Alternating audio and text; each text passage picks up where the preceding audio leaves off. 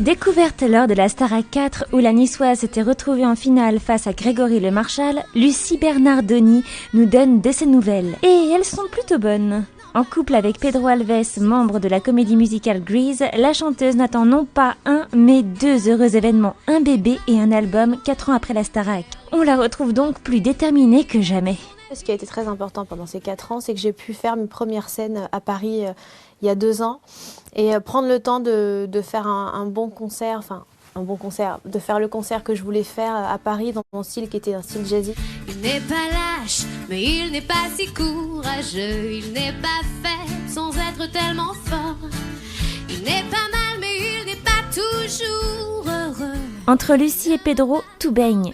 Outre l'arrivée du bébé, c'est également ensemble qu'ils ont conçu ce premier album prévu pour le printemps. Il faut vraiment compartimenter les choses.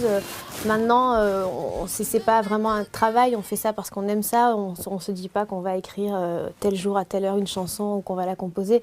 Ça vient quand ça a envie de venir et c'est vrai que c'est génial aussi parce que musicalement, il a tendance à trouver ce que je veux.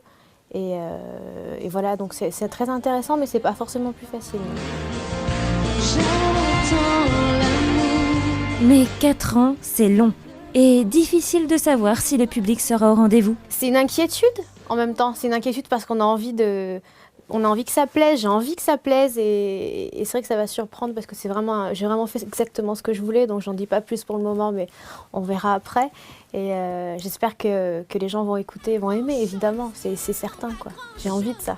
Je dis souvent, j'étais très contente de pouvoir enregistrer mon album avec mon bébé dans le ventre. C'est quelque chose que j'oublierai jamais, encore moins. Donc là, mon bébé qui arrive et la sortie de l'album en même temps ou après ou avant, bon, bref, à peu près dans la même période, c'est quelque chose de superbe. Il faut vraiment le voir d'une belle manière. Je pense que ça pourrait être pire. Hein. Ça, c'est sûr. Mais la future maman a du mal à trouver des adjectifs pour définir son bonheur d'attendre un enfant dont elle ne veut pas savoir le sexe avant la naissance. C'est quelque chose pour le moment d'impalpable, mais je pense c'est indescriptible. Je crois que je vais terminer là-dessus parce que je ne saurais pas pour le moment le définir, quoi. Et c'est ce qui est peut-être encore plus beau. Donc voilà. C'est pas se taire, il cherche pas à plaire.